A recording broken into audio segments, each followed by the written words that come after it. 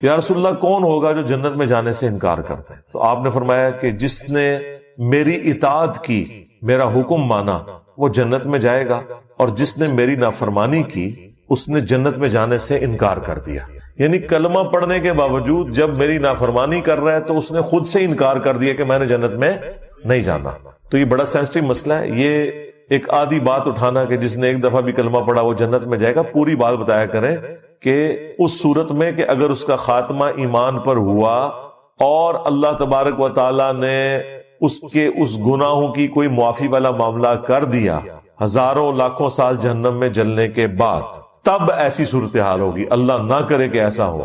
ہم تو موم بتی کے فلیم پہ بھی 1 منٹ کے لیے ہاتھ نہیں رکھ سکتے، تو یہ کہنا کہ جی پھیرا لگے گا تو پھر جنت ہی ٹوری جاواں گے، سوچ بھی نہیں سکتے۔ اللہ تعالیٰ فرما رہا ہے سورۃ الفرقان میں کہ جہنم تھوڑی دیر رہنے کے لیے بھی بری جگہ ہے اور مستقل قیام کے لیے بھی انتہائی بری جگہ ہے۔ اللہم اجرنا من النار، آمین۔ سورۃ الاحزاب کی آیت نمبر 72 میں انسان کو ظالم اور جاہل کیوں کہا گیا جبکہ اس نے اللہ کی امانت کو اٹھایا؟ یہ قرآن پاک لٹریچر کی زبان میں بات کرتا ہے، تو بیسیکلی اس کو اگر آپ انگریزی میں ٹرانسلیٹ کریں نا کہ اللہ تعالیٰ یہ کہنا چاہ رہا ہے کہ انسان نے اس آفر کو انڈر ایسٹیمیٹ کر لیا، کہ اسے اندازہ نہیں تھا کہ یہ کہنا تو آسان ہے کہ جو کچھ بھی ہے تیرے محبوب کی امت میں ہے، غلامی رسول میں موت بھی قبول ہے، لیکن پریکٹیکلی جب قربانی دینے کی باری آئے تو ایسا ہوگا نہیں۔ یہ ان معنوں میں کہا گیا ہے، کیونکہ آپ آگے دیکھیں پھر اللہ تعالیٰ نے فرمایا یہ اس لیے ہوا تاکہ اللہ تعالیٰ اہل ایمان کو جزا دے گا اور کافروں اور منافقین کے لیے عذاب والا معاملہ فرمائے گا۔ تو اللہ تعالیٰ پھر بعد میں انسان کی تعریف بھی تو کر رہا ہے نا، تو لہٰذا ان دونوں چیزوں کو اکٹھا سمجھے کہ اللہ تعالیٰ نے جو کہا کہ یہ ظالم تھا، جاہل تھا، مراد یہ کہ اسے اندازہ نہیں تھا۔ جاہل سے مراد آپ یہ سمجھ لیں جیسے جس کو کسی چیز کی سنگینی کا علم نہ ہو، اسے کہا جاتا ہے جاہل۔ ظالم اس اعتبار سے کہ خود اس نے اپنے لیے ایک ظلم والا معاملہ کر لیا کہ اسے پتہ ہی نہیں تھا کہ میں یہ جو کچھ کرنے جا رہا ہوں اس کا اینڈ رزلٹ کیا نکلے گا، اپنے اوپر ظلم خود ہی کر لیا اس نے۔ آفر قبول کی تو اب اسے آفر نبھانی پڑے گی۔ اس کا قطعاً یہ مقصد نہیں تھا کہ اللہ تعالیٰ کہ ڈیوائن پلان کے کو خلاف یہ بات ہو گئی ہے۔ اللہ بھی تو یہی چاہتا تھا۔ سورۃ البقرہ میں آیا کہ میں زمین میں اپنا ایک خلیفہ بھیجنے والا ہوں، تو یہ تو اللہ تعالیٰ نے ڈیسائیڈ کر دیا ہوا تھا کہ زمین میں خلیفہ بھیجنا ہے۔ اس کے لیے کوئی بھی ایک معاملہ ہونا تھا، وہ اللہ تعالیٰ کی حکمت تھی۔ تو یہ ان معنوں میں ہے۔ اور اگر کوئی یہ کہے کہ مجھے تو یاد ہی نہیں ہے کہ میں نے کوئی اللہ تعالیٰ سے اس قسم کا عہد کیا تھا، ہماری انسٹنکٹ کے اندر یہ عہد موجود ہے، اس کو چھوڑ دیں۔ آج بھی کسی انسان کو یہ آفر کی جائے کہ تم نے چند سال کی زندگی خدا کو دینی ہے، پھر ہمیشہ کی زندگی کی کامیابیاں تمہارا مقدر ہوں گی، جس میں نہ تمہیں موت آئے گی، نہ کبھی بدحال ہوگے، نہ کبھی بوڑھے ہوگے، نہ کوئی غم پہنچے گا، حتیٰ کہ جو تم خواہش کرو گے وہ تمہیں ملے گا۔ دنیا میں تو انسان کوشش کر کے لیتا ہے تو اس کے لیے اپنی زندگی گنوا دیتا ہے، اور آخرت میں صرف خواہش کر کے مل جائے گا۔ تو ہر بندہ یہ آفر قبول کرنے کے لیے تیار ہے۔ اگر آپ کو یقین نہیں آتا تو میں آپ کو مثال دے دیتا ہوں۔ اگر کسی شخص کو یہ آفر دی جائے کہ جو شخص لاہور سے لے کر جہلم تک ریل کار میں 3 گھنٹے کا سفر کھڑے ہو کر کرے گا، جہلم پہنچتے ہی اس کی پوری زندگی کا خرچہ گورنمنٹ آف پاکستان اٹھائے گی، اس کے بچوں کا خرچہ، اس کی فیملی کی ساری ضروریات، اس کا مکان، سکولنگ، سب کچھ مرتے دم تک گورنمنٹ کے ذمہ ہے، تو کیا خیال ہے پورا لاہور جہلم نہیں پہنچ جائے گا؟ وہ کہیں گے 3 گھنٹے بس، پھر پوری زندگی کے لیے آسانی۔ آپ ذرا دنیا کی 60 سال کی زندگی کو صرف قیامت کے دن سے کمپیئر کریں تو 3 منٹ بنتا ہے، 50,000 سال کا دن ہے۔ جنت کی تو میں بات ہی نہیں کر رہا، وہ تو مسلم شریف میں حدیث ہے کہ جنت کی زندگی اور دنیا کی زندگی کو کمپیئر کیا جائے تو ایسے ہی ہے جیسے کوئی شخص انگلی ڈبوئے سمندر میں، سمندر کا پانی جو انگلی کے ساتھ لگے گا وہ دنیا کی زندگی ہے، اور سمندر انفینٹ آخرت کی زندگی ہے۔ مسلم شریف میں حدیث نہیں آتی کہ دنیا میں جس شخص نے مفلسی کی زندگی گزاری ہوگی لیکن حلال و حرام کی تمیز کی ہوگی، اللہ کا تابع فرمان رہا، اللہ تعالیٰ قیامت کے دن فرشتوں سے کہے گا ذرا ایک پھیرا اسے جنت کا لگواؤ نا۔ فرشتے اسے لے کے جنت میں جائیں گے، جب واپس آئے گا اللہ تعالیٰ پوچھے گا ہاں بھائی کوئی دنیا میں تکلیف دیکھی؟ وہ کہے گا اللہ تیری عزت کی قسم میں نے دنیا میں کوئی تکلیف نہیں دیکھی۔ جنت کا ایک پھیرا اس کی پوری زندگی کی تکلیف کو ختم کر دے گا کہ اگر مجھے یہ کچھ ملنے والا تھا تو میں نے دنیا میں کوئی تکلیف ہی نہیں دیکھی۔ پھر اللہ تعالیٰ ایک فاسق اور فاجر شخص کو جس نے دنیا میں بڑی عیاشی کی زندگی گزاری, اللہ تعالیٰ کو رسپانس نہیں کیا, دنیا کی ہر آسائش اویلیبل تھی, اللہ تعالیٰ کہے گا ذرا اسے دوزخ کا ایک پھیرا لگواؤ. ایک پھیرا لگے گا نا, ادھر تو کہتے خیر ایک پھیرا ہی لگے گا, ایک پھیرا بھائی وہ کتنا لمبا ہوگا, اس کو تو جسٹ تھوڑی دیر کے لیے جہنم میں لے کے جب فرشتے جائیں گے اور واپس آئے گا تو اللہ تعالیٰ پوچھے گا ہاں بھائی کوئی دنیا میں سکھ دیکھا؟ وہ کہے گا تیری عزت کی قسم میں نے کوئی سکھ نہیں دنیا میں دیکھا, حالانکہ دنیا کی ساری زندگی اس نے سکھی گزاری ہوگی. کیوں؟ اسے وہ تکلیف دے کے اپنا وہ سکھ بھی بھول جائے گا کہ گویا وہ تو کچھ بھی نہیں تھا, یہ تو اگر یہ کچھ میرے ساتھ ہونا تھا تو میں نے کوئی سکھ نہیں کاٹا. یہ اتنا سینسٹیو ایشو ہے, لیکن ظاہر ہے اللہ تعالیٰ نے چیزوں کو امتحان کے ساتھ جوڑا ہوا ہے. پھر ذہن میں رکھیے گا, بخاری اور مسلم دونوں میں حدیث ہے کہ اللہ تعالیٰ نے جنت کو ناگوار چیزوں سے ڈھانپ دیا ہے اور دوزخ کو, جہنم کو خوشگوار چیزوں سے ڈھانپا ہوا ہے. وہ پنجابی میں کہتے ہیں کڑگا لگانا, خوشگوار چیز ہوگی آپ اسی کی طرف بھاگیں گے. جنت ناگواری کے ساتھ ہے, اس کے ارد گرد ناگوار چیز ہے. گرمیوں میں فجر کی نماز جماعت سے پڑھنا ناگوار چیز ہے, نیند نہیں پوری ہوتی. گرمیوں میں لمبے لمبے روزے رکھنا طبیعت میں ناگوار ہے. سردیوں میں ٹھنڈے پانی سے کیا گرم پانی سے بھی وضو کر کے نماز پڑھنا بہرحال ایک ایفرٹ تو ہے, طبیعت پہ ناگوار ہے.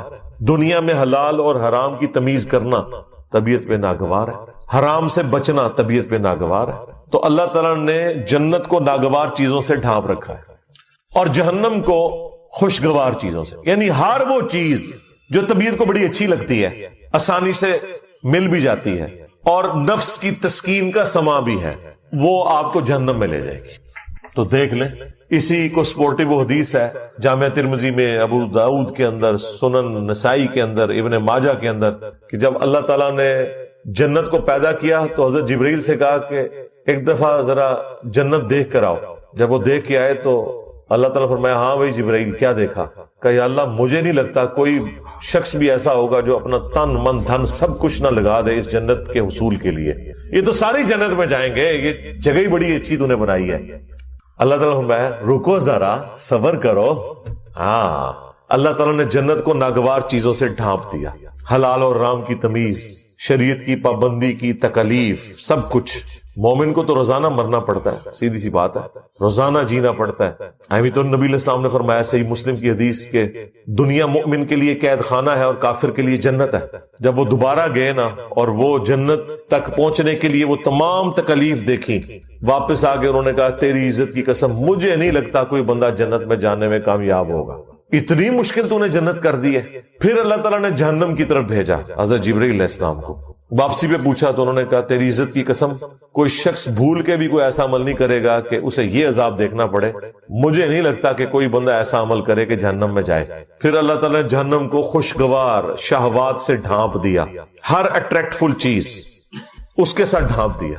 جب وہ دیکھ کے واپس آئے نا, پھر اللہ تعالیٰ نے پوچھا کہ اب جبرائیل سنا. انہوں نے کہا یا اللہ مجھے نہیں لگتا کوئی بندہ جہنم میں جانے سے بچ سکے, کیونکہ تو نے اس کو اتنا خوشنما بنا دیا ہے کہ اس امتحان میں شاید ہی کوئی کامیاب ہوگا, ادروائز سب کے سب جہنم میں ہی گریں گے.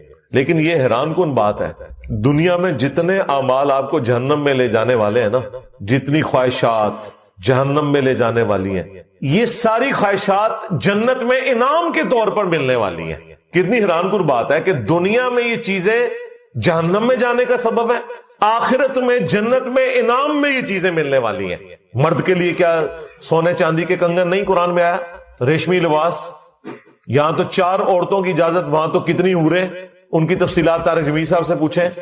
ہر وہ چیز جو دنیا میں انسان کو ڈیویٹ کر کے جہنم تک پہنچا سکتی ہے نا, جنت میں وہی کچھ انعام مل رہا ہے. تو اس کا مطلب آپ سمجھ رہے کیا ہے؟ اس کا مطلب یہ ہے کہ دنیا میں بیسیکلی ان چیزوں سے روک کے اللہ تعالیٰ نے آپ سے ایک روزہ رکھوایا ہے جس کی افطار جنت میں ہوگی. جس طرح دنیا میں آپ حلال چیزیں چھوڑ دیتے ہیں نا روزے کی حالت میں, کیونکہ روزے کی حالت میں وہ چیزیں کھانے سے آپ کا روزہ ٹوٹ جائے گا. روزہ دار کے لیے کھانا کھانا پانی پینا حرام ہے, افطار کے بعد وہ کر سکتا ہے. تو لہذا دنیا میں جو آپ کو نعمتیں جن سے اللہ تعالیٰ نے روکا ہوا ہے یا اس کے اوپر کوئی قدغن لگائی ہوئی ہے یا پابندی لگوائی ہوئی ہے, وہ جنت میں اللہ تعالیٰ نے اٹھا لینی ہے اور وہی آپ کے لیے انعام بھی ہے. اس سے بڑا کیا انعام ہوگا کہ بخاری مسلم میں حدیث ہے, جب جنتی جنت میں داخل ہوں گے تو اللہ تعالیٰ کی طرف سے ایک فرشتہ ندا کرے گا کہ آج کے بعد تمہیں کبھی موت نہیں آئے گی, ہمیشہ زندہ رہو گے. لو جی ختم. سب سے بڑی تلوار ختم. آج کے بعد تمہیں کبھی بڑھاپا نہیں آئے گا, ہمیشہ جوان رہو گے. آج کے بعد کبھی تم بدحال نہیں ہوگے, ہمیشہ خوشحال ہی رہو گے. خوشحالی کیا ہے؟ جو آپ خواہش کریں گے وہ آپ کو ملے گا. اور چوتھی چیز فرمائی, آج کے بعد اللہ کبھی بھی تم سے ناراض نہیں ہوگا, ہمیشہ راضی رہے گا. یعنی جنت میں آپ جو مرضی کریں, اللہ کی نافرمانی نہیں ہوگی. کتنی بڑی نعمت ہے. تو دنیا میں روزہ ہے اور جنت میں آخرت میں وہ کھلنے والا ہے.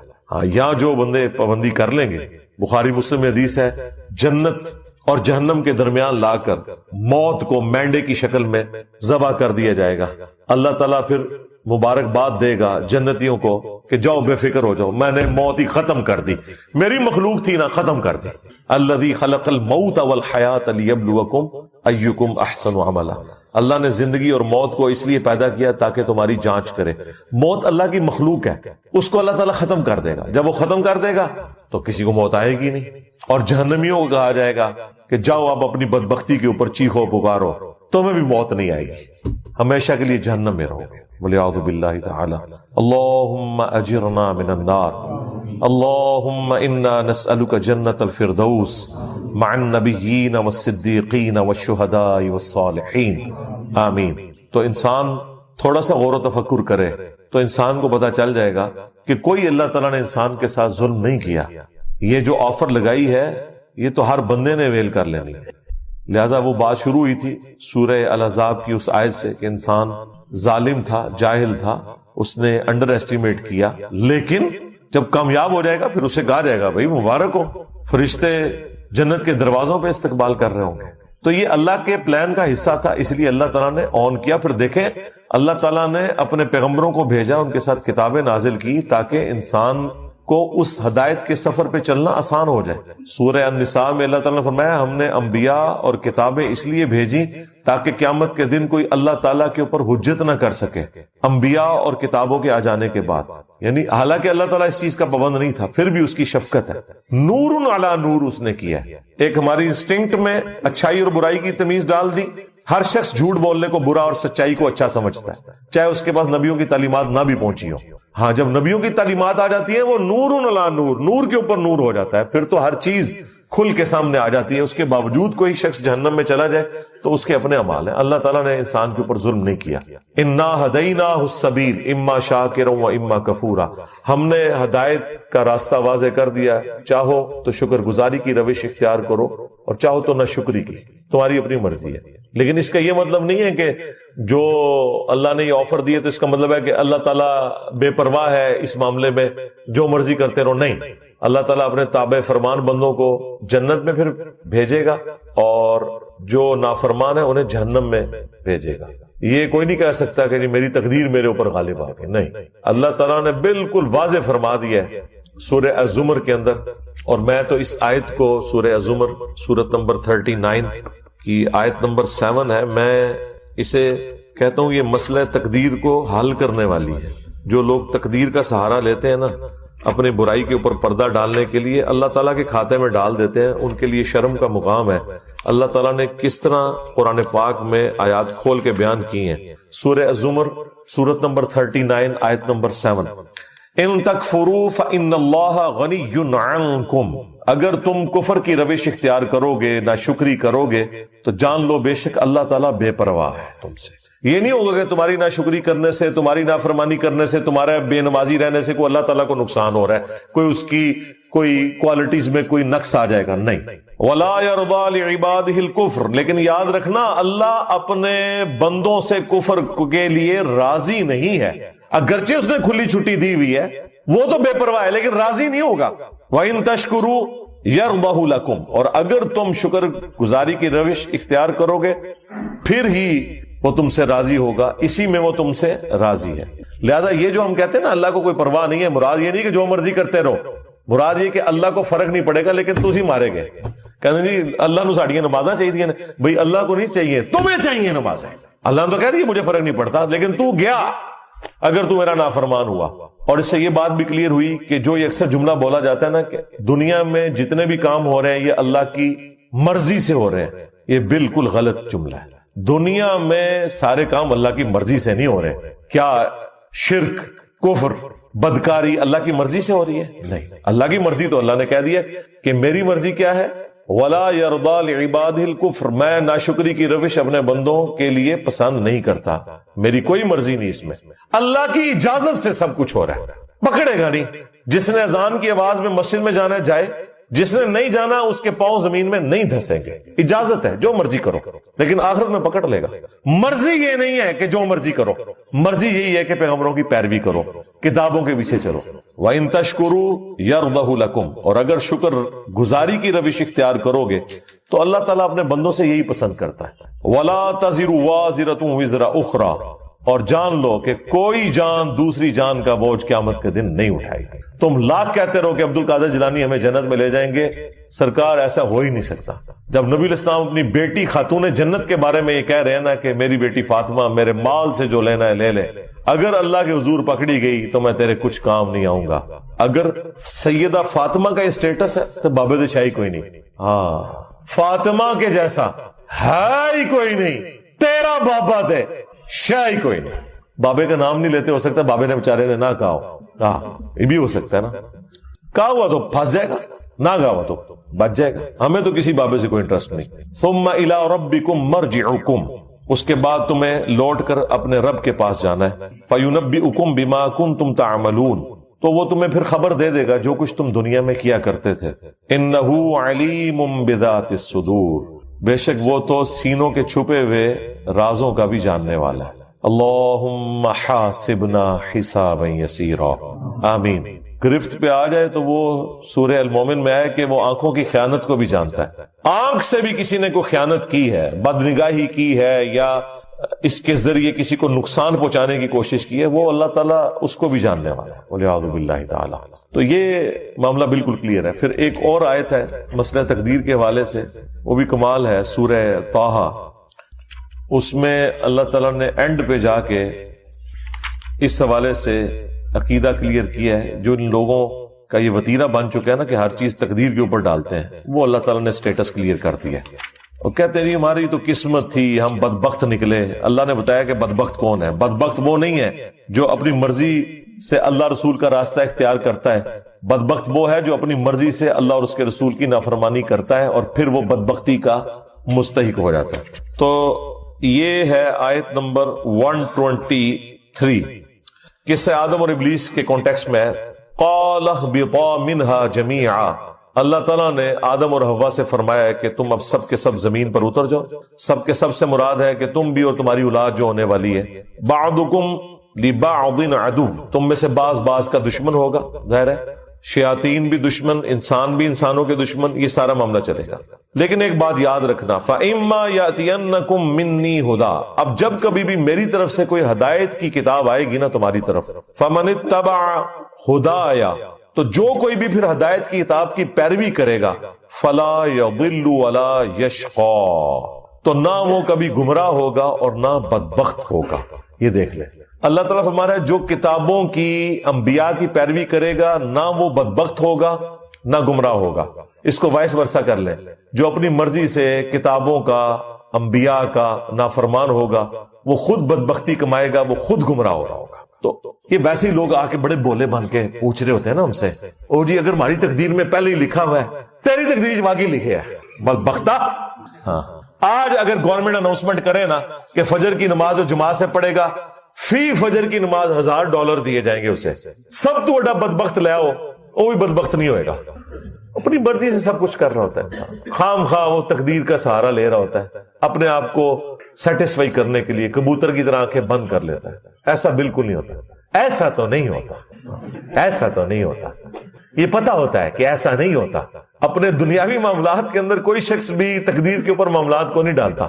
جیسے ہی دین پہ چلنے کی باری آتی ہے تو کبھی تقدیر غالب آ جاتی ہے، کبھی کوئی اور مسئلہ غالب آ جاتا ہے، پھر کہتے ہیں دعا کرو جی اللہ تعالیٰ توفیق دے، بے توفیق کیا تم تو توفیق ملنی نہیں، کوشش کرو پھر دعا کوئی فائدہ دے گی۔ ادروائز اگر کوئی شخص خود بدبختی پہ اترا ہوا ہے اسے تو پیغمبر کی دعا کوئی نفع نہیں دے سکتی اگر کوئی شخص خود سویا ہوا ہے۔ ہاں انک لا تہدی من احببت ولکن اللہ یہدی من یشاء، اے نبی جس سے تم محبت کرتے ہو تم اسے ہدایت نہیں دے سکتے، اللہ جسے چاہتا ہے ہدایت دیتا ہے، اور اسے بہتر پتہ ہے کس کو ہدایت دینی ہے۔ کس کو دینی ہے؟ والذین جاہدوا فینا لنہدینہم سبلنا، جو لوگ ہماری راہ میں کوشش کرتے ہیں ہم ان کے لیے اپنی راہیں کھول دیتے ہیں۔ جو بدبختی پہ اترا ہوا ہے بھائی، اس کو قرآن و سنت سے کیا لینا دینا؟ جو سیریس ہوگا وہ پہنچ جائے گا۔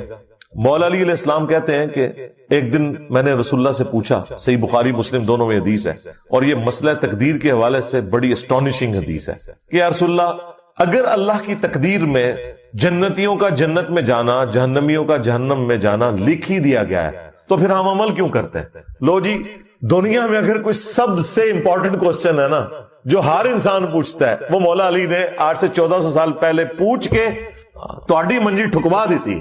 بدبختو، نافرمانو، اب کھل کے سوال کیا؟ اچھا، حضور نے اب جو جواب دیا وہ کمال ہے، ویل لیفٹ بھی کیا ہے اور جواب بھی دیا ہے بڑے احسن انداز میں۔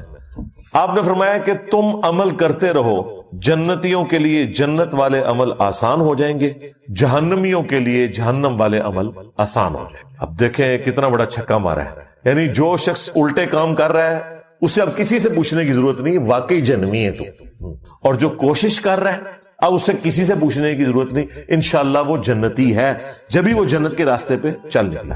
اچھا، نبی علیہ السلام نے جب یہ بات کی، ساتھ پھر آپ نے قرآن کی آیت پڑھی، فَأَمَّا مَنْ أَعْطَى وَاتَّقَى وَصَدَّقَ بِالْحُسْنَى فَسَنُيَسِّرُهُ لِلْيُسْرَى، جس نے عطا کی روش اختیار کی، فیاضی کی روش اختیار کی، غریبوں کا خیال رکھا، شکر گزاری کی روش اختیار کی، وَصَدَّقَ بِالْحُسْنَى، اور ہر اچھی بات کی تصدیق کی۔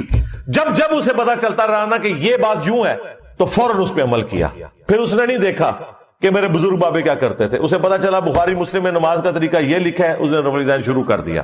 اسے پتا چل گیا قرآن میں توحید یہ بیان ہوئی ہے، اس نے پھر واقعی عقیدہ ایاک نعبد و ایاک نستعین کے مطابق رکھ لیا، تو اس کے لیے پھر آخرت کی منازل آسان ہوتی جائیں گی۔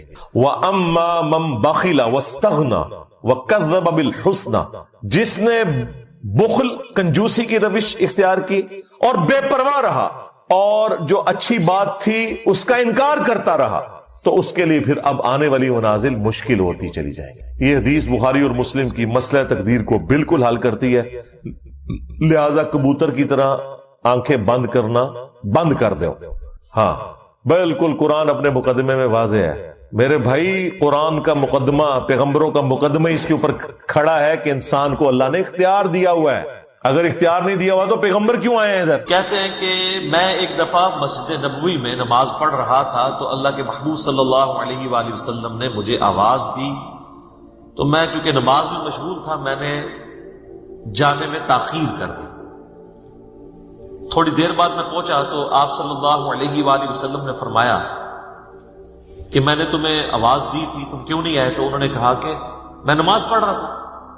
تو آپ صلی اللہ علیہ وآلہ وسلم نے فرمایا کیا تم نے اللہ کا یہ حکم نہیں سنا؟ سورۃ الانفال کی آیت آپ نے پڑھی، استجیبوا للہ والرسول اذا دعاکم، جب اللہ اور اس کا رسول تمہیں پکارے فوراً ان کی آواز پہ لبیک کہو۔ اس کائنات میں ایک ہی ہستی ایسی ہے مخلوقات میں کہ جو اگر عین نماز کی حالت میں بھی کسی کو بلائیں تو نماز توڑ کر نہیں، نماز چھوڑ کر اسی حالت میں ان کی خدمت میں حاضر ہونا یہ فرض ہے، سورۃ الانفال کی اس آیت کے تحت اور بخاری کی اس حدیث کے تحت۔ اور وہ امام اعظم محمد رسول اللہ صلی اللہ علیہ وآلہ وسلم کی مبارک ذات ہے۔ نماز توڑ کر نہیں، کیونکہ نبی علیہ السلام کی طرف جانا اللہ کے ایک حکم سے دوسرے حکم کی طرف جانا ہے۔ وہ جہاں پہ نماز اس نے چھوڑی ہوگی، اگر ایک رکعت پڑھی ہے، 2 پڑھی ہے، 3 پڑھی ہے، تو آ کر وہیں سے اپنی نماز شروع کرے گا، اس کی نماز ٹوٹے گی نہیں۔ اس پہ اجماع امت ہے۔ بہرحال یہ جو ہمارے واعظین آئے دن کہانیاں کراتے رہتے ہیں کہ جی ماں آواز دے دے، باپ آواز دے دے، نماز توڑ دو، اس طرح کی کوئی حدیث نہیں ہے۔ البتہ یہ ضرور ہے کہ اگر زندگی موت کی کشمکش بن جائے، کوئی ایمرجنسی ہو جائے، تو آپ پھر نماز توڑ سکتے ہیں۔ لیکن نبی علیہ السلام کے کیس میں اگر بلایا جائے گا تو نماز توڑنی نہیں پڑے گی، بلکہ نماز وہیں پر چھوڑ کر آپ علیہ السلام کا حکم سننا پڑے گا۔ تو یہ آپ علیہ السلام نے ان کو تھوڑا سا ڈانٹ پلائی پیار محبت سے۔